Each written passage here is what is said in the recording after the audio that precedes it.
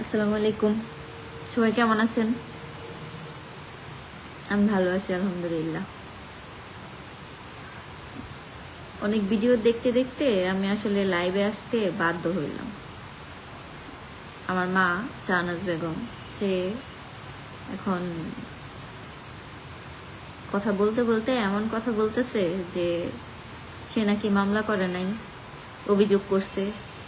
অভিযোগের ভিত্তিতে আমাকে ধরে নিয়ে গেছে। আমি নাকি তাকে মানে মারধর করতাম, তারপরে হচ্ছে কি আমি নাকি নেশা টেশা করি।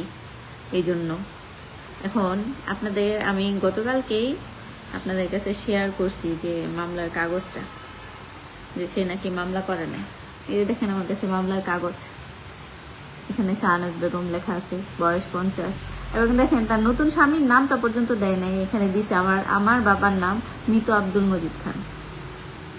বুঝতে পারছেন? সে যদি এতই রাইট হয় তাহলে তার নতুন স্বামীর নামটা দিবে না এখানে? নতুন স্বামীর নামটা কিন্তু এখানে দেয়নি। আচ্ছা, ভালো কথা, এখানে দেখেন এই জামার নাম যে মর্জিনাথ, এবং আমার বাবার নাম এই যে মার নাম, দেখতে পাচ্ছেন? আর সাক্ষীর জায়গায় দেখেন দিছে উনি নিজে, এবং হচ্ছে উনার বাবা যে হাজি মানুষ 3-3বার হাউস করে আসছে, সে সাক্ষী দিছে এই যে সাগর আলী এবং হচ্ছে গিয়ে এই যে রহিমা খাতুন। এবং আমার মা বলতেছে তারা সম্মানিত ব্যক্তি, তাদেরকে কেন আমি এই যে তাদের নাম কেন উঠাইলাম। আপনারা দেখতে পারতেছেন যে কেন উঠাইলাম। এবং এখন পর্যন্ত সে বলতেছে যে রিসেন্টলি নাকি অভিযোগ করে সে করছে। এই যে দেখেন এখানে ডেটটাও দেওয়া আছে যে কত তারিখে কোন মাসে করছে, এই যে 21/11/2025 সাল বিগত। আর কত মিথ্যা কথা বলবে। এখানে ধারাও গুলা দেয়া আছে, যে দেখেন ধারাগুলাও দেয়া আছে যে কি কি দিছে। আমি নাকি মাদক বেচি এবং মাদক বিজনেস করি। একজন মা এই কথাটা বলতে পারে, এবং সে এতটুকু খারাপ কথা বলতে পারে যে আমি নাকি দেহ বিজনেসও করি। এটা তার পক্ষে বলা সম্ভব হয়েছে, কিন্তু আমার পক্ষে বলা সম্ভব হচ্ছে না। আমি শুরু থেকে আমার মা সম্বন্ধে একটা কথাই বলছি যে সে 10 বছরের ছেলেরে বিয়ে করুক, বা 26 বছরের ছেলেরে বিয়ে করুক, বা 36 বছরের ছেলেরে বিয়ে করুক, আমার কিচ্ছু যায় আসে না। তার কোনো ধন সম্পত্তি আমি হস্তক্ষেপ করি নাই। 2 বছর ধরে সে তার মতো আছে, আমি আমার মতো আছি।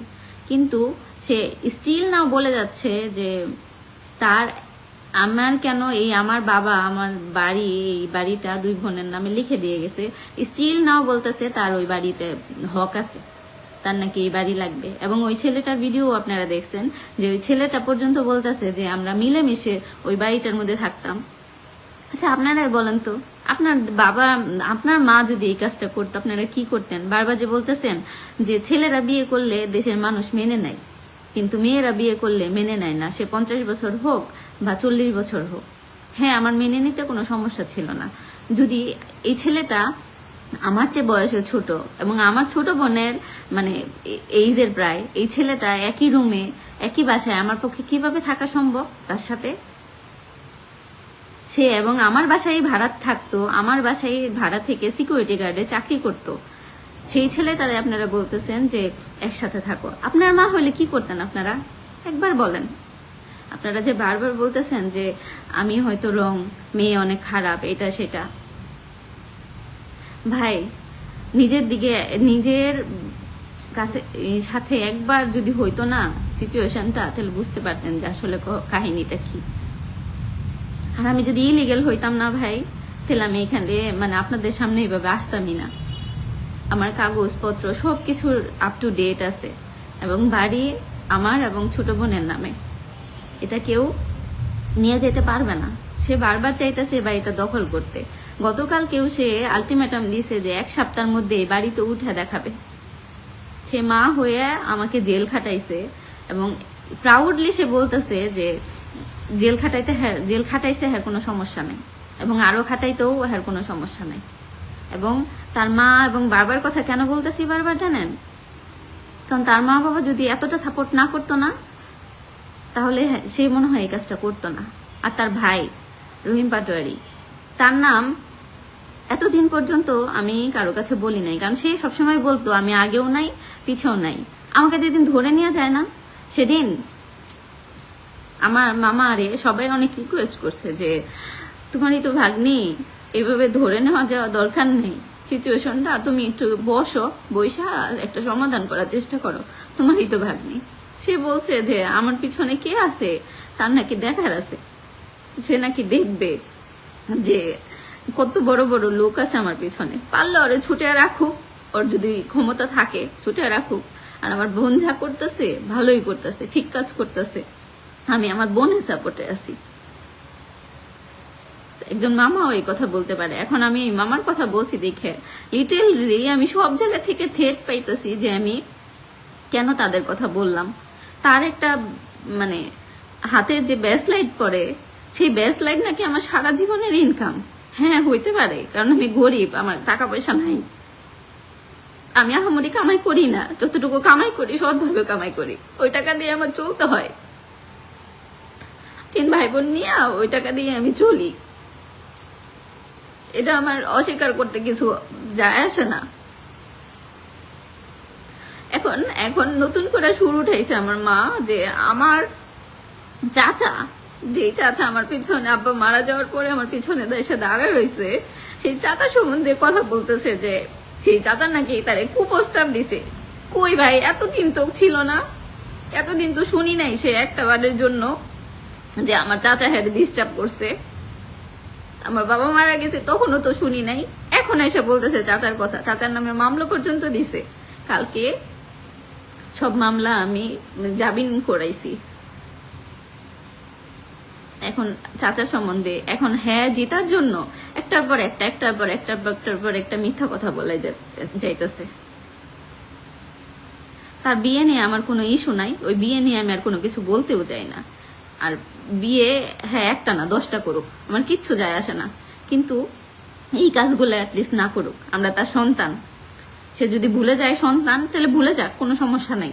কিন্তু এই যে আমার জমিতে হস্তক্ষেপ করার যে চেষ্টা করতেছে না, আমি আমার বাবার বাড়িতে থাকতেছি, আমার বাবার সম্পত্তি রক্ষা করার চেষ্টা করতেছি, এটা কারো বাবার সম্পত্তি না, আমার বাবার, যে এত কষ্ট করে করছে। আপনাদের যদি যাচাই করার দরকার থাকে এই এলাকায় আইসা দেখেন যে আমার বাবা কত কষ্ট করে এই সম্পদগুলো করছে।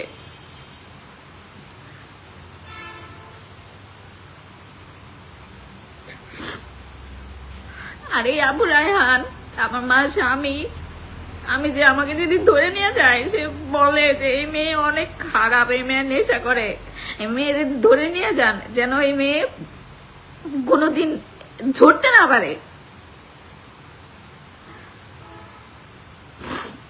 অনেক সাহস ভাই, গাজীপুর দেখেই মনে হয় সে থাকতে পারতেছে, গাজীপুর থেকে এত হস্তক্ষেপ করতে পারতেছে, আমার বাবার জায়গায় থাকতেছে, খাইতেছে, সবকিছু করতেছে। আমি কথা বলতেছি দেখা আপনারা আমারে দোষারোপ করতেছেন কেন ভাই? আপনারা করেন না, আপনাদের সাথে যদি এটা হইতো আপনারা কি করতেন? একটাবার বলেন যে আপনার মা এই কাজটা করছে, আপনি কি করতেন? আপনার বাবা সম্পত্তি সব দিয়ে দিতেন, যেটা আপনার নামে দিচ্ছে সেটাও দিয়ে দিতেন।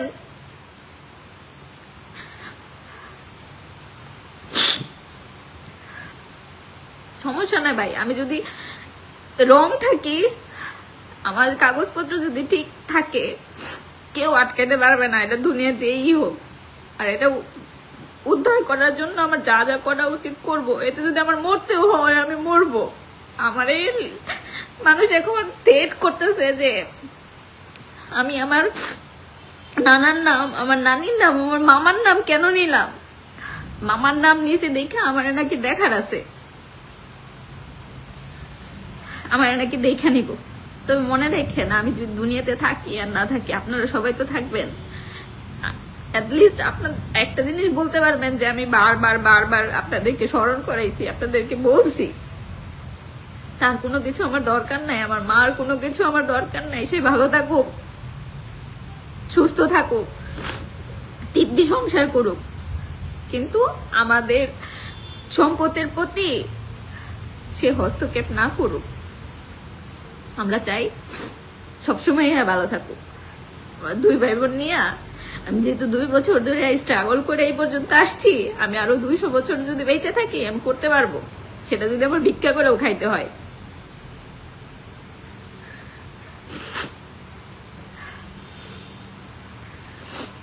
আর আমার মার কাছে রিকোয়েস্ট, প্লিজ দয়া করে আর মিথ্যা কথা বললেন না, কারণ সব মিথ্যারই প্রমাণ আছে আমার কাছে, সবগুলা মিথ্যা কথার প্রমাণ আছে। যে যে মিথ্যা কথাগুলো বলতেছেন, এই আমার চাচারে যে পচানোর চেষ্টা করতেছেন, আপনার কথায় পচবে না। দুনিয়া সব মানুষ জানে আমার চাচার যদি ক্যারেক্টার খারাপ হইতো, একটা মানুষ হইলেও বলতো যে আমার চাচার ক্যারেক্টার খারাপ। মহিলা মানুষ যদি একটা কথা বলে না, মানুষ মনে করে ওইটা মনে হয় অনেক সত্য, কিন্তু যাচাই করার চেষ্টা করে না।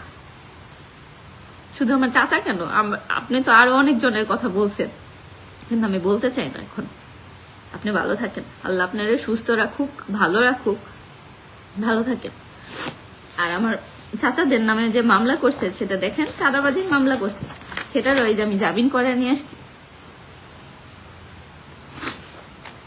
এবং থানায় আমি 5-5টা অভিযোগ করছি, কিন্তু আমার অভিযোগ হয় নাই কেন জানেন?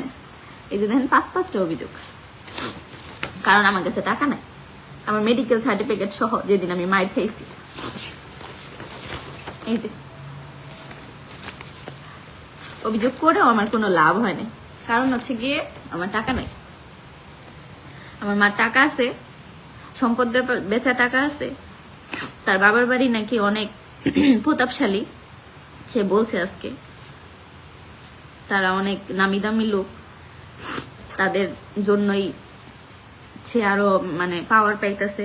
আসলে আমারে পাওয়ার দেওয়ার মতো কেউ নাই, আমার পাশে যে দাঁড়াবে তার নামেও মামলা দেবে। সে আমার ভাড়াইটারে বসুদিন আইসা বলে দিচ্ছে যে আমার বাড়ির ভাড়াইটা যদি থাকতে চায় তাহলে নাকি তারে ভাড়া দিতে হবে, আর যদি ভাড়া না দেয় সবার নামে মামলা দিবে। এমন করলে আমার বাড়িটারে থাকবে? তারা তো অন্য এলাকার লোক। জানি না এই স্ট্রাগল আমি কতদিন করব, আমি সেটাও জানি না, আর আমি এতদিন বেঁচে থাকবো কিনা এটাও জানি না। তবে একজন মানুষের নাম আমি নিলাম না কেন জানেন? সে অনেক ছোট, আমার মাফ করে দিলাম, যে আল্লাহ তারে হেদায়েত দান করুক। তার বাবা যদি এই কাজটা করতো না, তার মা যদি এই কাজটা করতো, তাহলে আমি খালি দেখতাম যে সে কি করে। ধাপে ধাপে ধাপে ধাপে নামগুলো আসতেছে, এই আর আতিকুর আর হারুন আর কত যন্ত্রণা করবে আমাকে। এই 22 নম্বর গাজীপুরে 22 নম্বর ওয়ার্ডে তারা থাইকা আমারে এরকম অত্যাচার করতেছে, আমাকে মায়ের দূর করছে, তারপরেও হেরা সুন্দর দিব্যি চলতেছে, ফিরতেছে, খাইতেছে, সবকিছু, কেউ কিচ্ছু বলতেছে না। অন্য কোনো জায়গায় এমন হইলে যে হইতো কিনা আমি জানি না। একজন বলতেছে, আপু তুমি লাইভে এসে তোমাদের কথাই বলতেছে, আমাদের জানার আগ্রহ থেকে যে প্রশ্নগুলো করি তার একটু উত্তর দাও, না হলে আমরা কেন তোমার লাইভ দেখে। আচ্ছা ঠিক আছে, আমি উত্তর দিতেছি লাইভ দেখে। হ্যাঁ, আপনারা কোশ্চেন করতে পারেন আমাকে। অনেকক্ষণ ধরে আমি আমার মতোই কথা বলতেছি, আপনাদের কথা শুনতেছি না, এই জন্য দুঃখিত। এবার বলেন আপনারা, আমি আপনাদের কথা উত্তর দিব।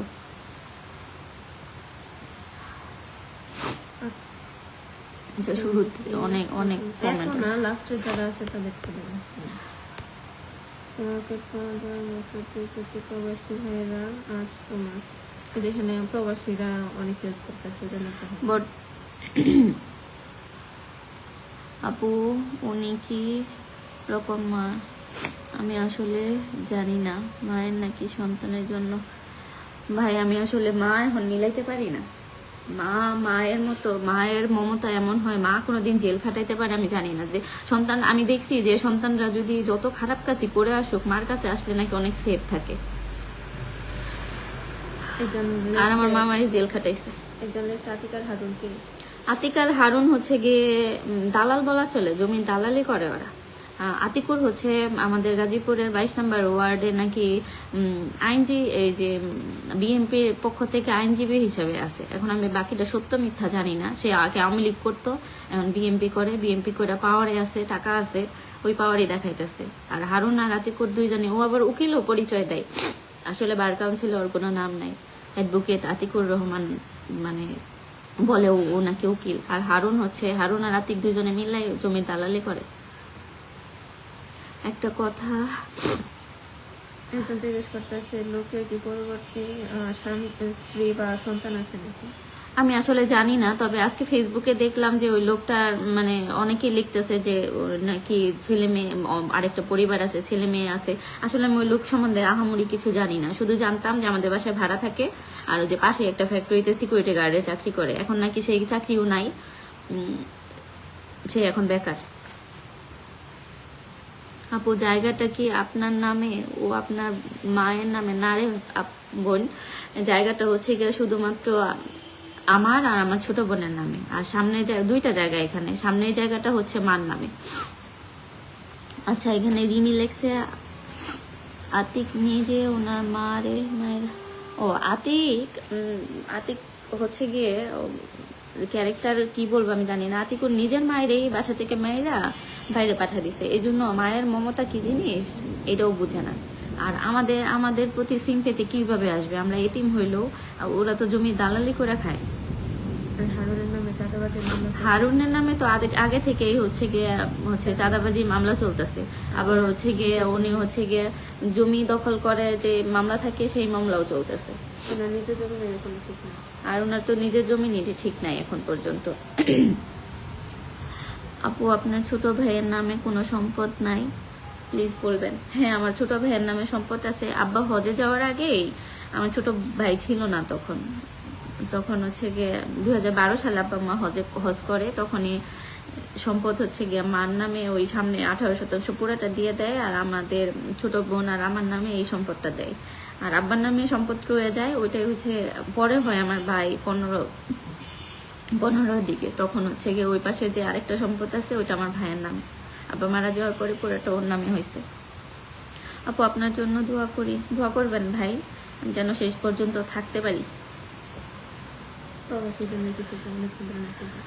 প্রবাসী ভাইয়েরা দেখলাম যে অনেকবার মানে সবকিছুতে অনেক সাপোর্ট দিতেছেন, মেসেজ দিতেছেন, আপনাদের আসলে শুকরিয়া। আমি সবার সাথে ওইভাবে কথা বলতে পারি না, মানে কথা বলা হয়ে ওঠে না, কারণ আমি একা মেয়ে মানুষ হয়ে আমার এই দুইটা মামলা নিয়ে অনেক হ্যাসেল হয়েছে, আমি অনেক দৌড়াদৌড়ি করছি, এজন্য ঠিক মতো আমি কোনো জায়গায় সময়ও দিতে পারি নাই। প্রবাসী ভাইয়ের উদ্দেশ্যে বলতেছি, ভাই আপনারা যারাই প্রবাসে আছেন ভালো থাকেন, সুস্থ থাকেন, আপনাদের ফ্যামিলির প্রতি খেয়াল রাখেন, আর আমাদের জন্য দোয়া করেন।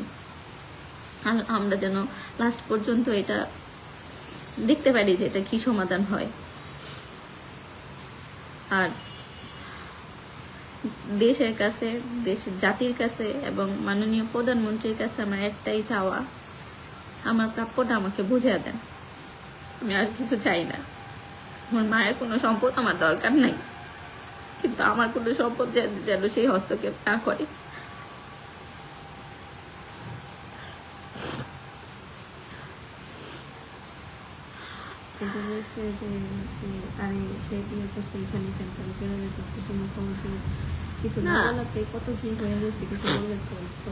অনেকেই বলতেছেন যে সে তার হাজবেন্ডের বাসায় চলে যাক। আসলে এটা আমি বলতে পারি না, কারণ আমার বাবা তারে ভালোবাসা তার স্ত্রীকে সম্পদ দিয়ে গেছে, এখানে আমার বলার কিছু নাই। উনি ওনার জায়গায় থাকবে না, কোথায় থাকবে একান্তই ওনার ব্যাপার, ওইটা নিয়ে আমার কোনো আপত্তি নাই, উনি থাকুক। কিন্তু আমার জমি, আমার বাড়ি এইসব দখল করার চেষ্টা না করুক। এবং আমার বাবার কবরটা সম্বন্ধে যদি বলি, এতদিন কবর নিয়ে অনেক কথা বলছি। আসলে ভাই যদি কবর যদি আমার কিনেও রাখতে হয়, মা যেহেতু বিক্রি করেই দিছে, যদি কিনেও রাখতে হয় আমি কিনে রাখবো ইনশাল্লাহ, যদি আমার সামর্থ্য থাকে।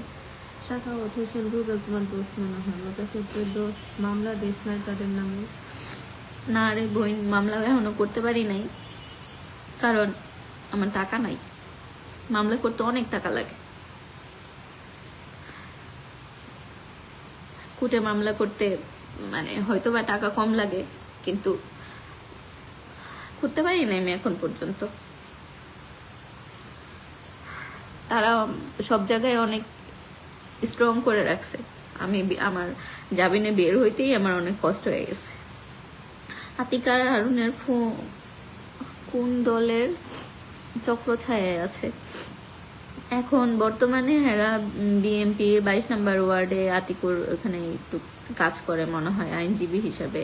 এখন বাকিটা আমি জানি না। মায়ের মতো লিখছে মোহাম্মদ আলম ভাই, মায়ের মতো আপন কেউ হয় না দুনিয়াতে, তো আপনার মাই এমন হলো কিভাবে জানি না, আল্লাহ পাকে ভালো জানে। তার দেখতেছেন তো সবগুলা ভিডিওতে, এখন পর্যন্ত একটাবারও মানে আমি শুনি নাই যে সে তার সন্তানদের প্রতি ভালো কিছু বলছে। আমার ছোট ভাইডারে পর্যন্ত ছাড় দেয় নাই। ছোট ভাইডার সম্বন্ধেও কথা বলতেছে যে সে অন্য ঘরের এটা সেটা। সে হয়তো বলতে পারছে, আমি বলতে পারি না, ওটা আমার ভাই, ওটা আমার জীবন থাকতে আমি আমার সন্তানের মতো করে মানুষ করব। হ্যাঁ আমারই মা, তার সম্বন্ধে তো আমি খারাপ কিছু বলতেছি না ভাই, খালি একটা কথাই বলতেছি যে এই আপনারা বলতেছেন যে জমি জমা নিয়ে এত কেঁচাল। জমি, মা একটা কথা বলছে যে জমি দিলে সে পৃথিবীর শ্রেষ্ঠ মা থাকতো। জমি তো তার কাছে চাই নাই, আমি শুধু শান্তি চাইছি। দয়া করে আমার জমিতে হস্তক্ষেপ করেন না। আপনি যতটুকু পাইছেন অতটুকু নিয়ে সুখে থাকেন, শান্তিতে থাকেন। আমার জমিতে আসার চেষ্টা করেন না। এমডি শরীফুল ইসলাম আপনি একটু ক্লিয়ার করবেন আপনার নামে কতটুকু জায়গা এবং আপনার বাবা আপনার মা কি কতটুকু জায়গা দিচ্ছেন? এখানে আপনার মা কি বলে, এখন আপনার মা কি বলে? আমার মায়ের নামে হচ্ছে 18% জায়গা, শরীফুল ভাই বলতেছি আমি আপনাকে। আর হচ্ছে গিয়ে আমাদের নামে হচ্ছে গিয়ে 9.25% জায়গা, যেটা এইখানে আছে 5.5% জায়গা, আর বাকিটা হচ্ছে গিয়ে ওই পাশে। আর তার নূরের হচ্ছে গিয়ে ছোট ভাইয়ের নাম হচ্ছে মুস্তাকিম খান নূর, ওর হচ্ছে গিয়ে আরো 5.5% জায়গা ওর নামে। রিয়াদ খান আপনার সে মা নাম না ভাই, এসব কথা বললেন না। দোয়া করেন আল্লাহ যেন তারা হেদায়েত দান করে, আর সুস্থ থাকুক, ভালো থাকুক।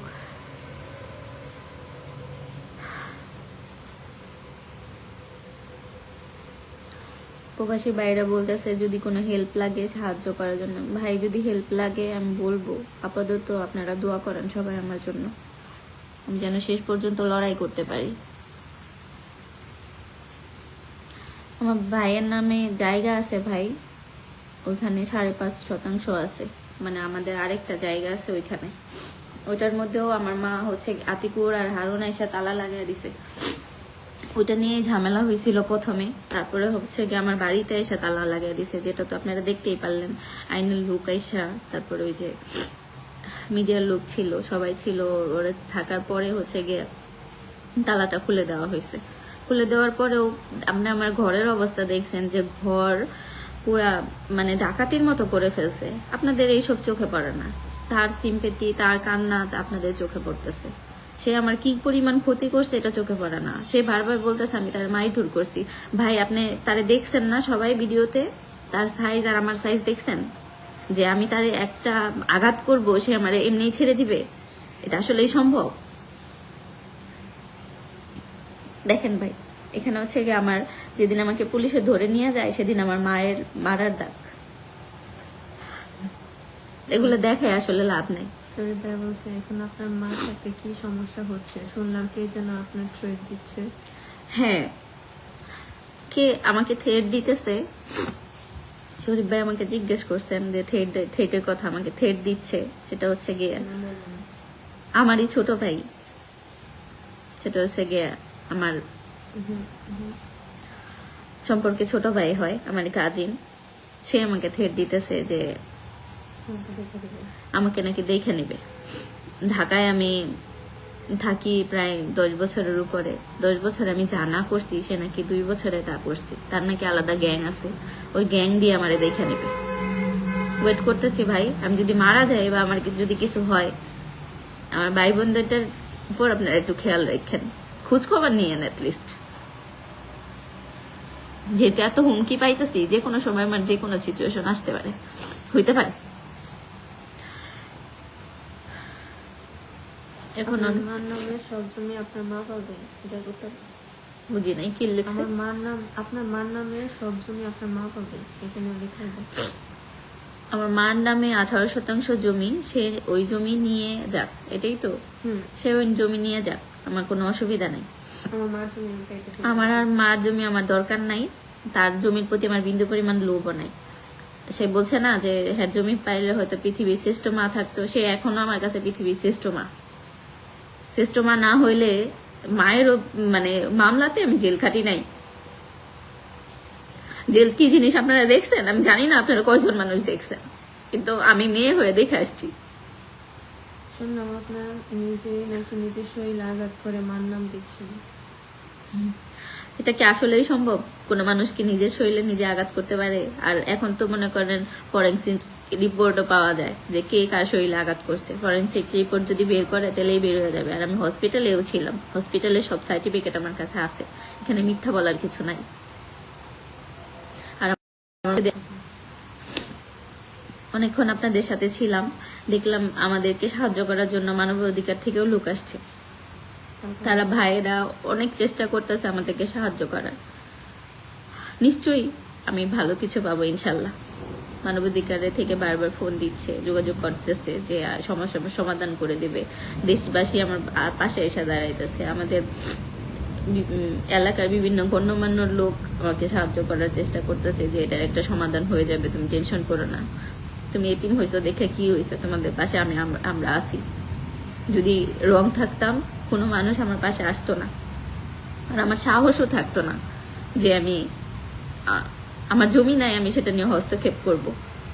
আমার জমি আছে, কাগজপত্র আছে, সবকিছু আছে, সেটা মানে আইনের লোকও দেখবে, কোর্টও দেখবে, সবাই দেখে যদি পায় যে আমার জমি আছে আমারটা বুঝিয়ে দিবে, তাহলেই আমি বুঝে নিব। সে যদি বাড়ি পায়, বাড়ি দেখাইতে পারে, তাহলে বাড়ি নিয়ে নেবে। এটা নিয়ে তো এত তুলপাড়ের কিছু নেই। যতদিন সমাধান না হয়, আমি আব্বা মারা যাওয়ার পরে থেকে বাড়ি আমার, বাড়ি সবকিছু হুট করে এসেই বলতেছে যে বাড়ি ওনার, আমি দিয়ে দিব। সে আমার মা হিসেবে থাকতো, এই বাড়িতে সারা জীবন থাকতো, কোনো অসুবিধা ছিল না। সে এখন অন্যের বউ, তার উপর আমার বিন্দু পরিমাণ অধিকার নাই। এখন যা অধিকার ওই ছেলের, কোনো ডিসিশন নিবে ওই ছেলে, তার হাজবেন্ড। এখানে আমার বলার কি আছে?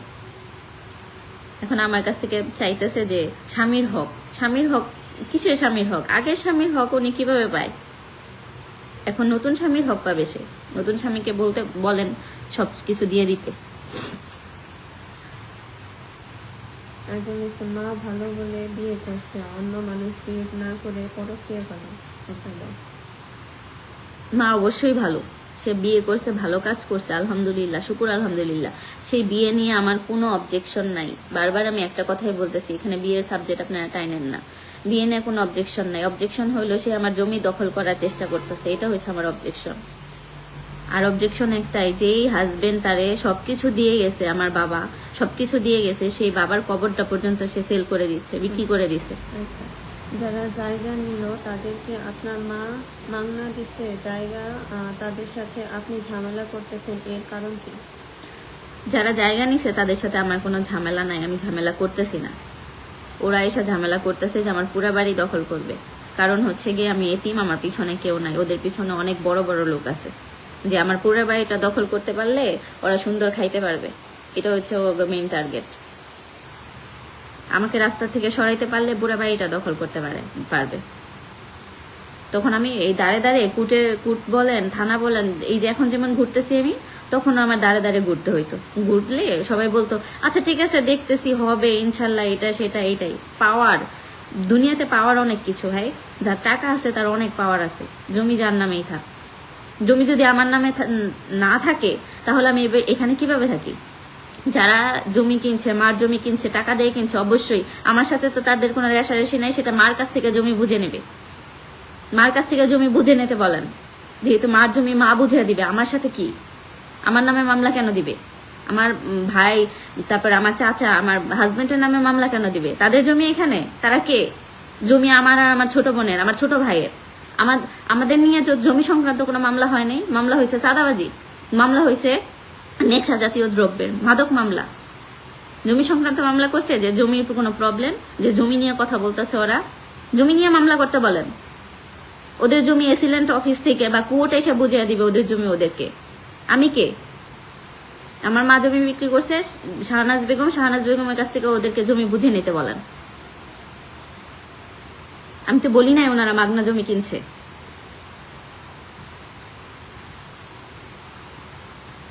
হাজার হাজার কমেন্ট দেখেছে, কোনটা থেকে কোনটা কমেন্ট।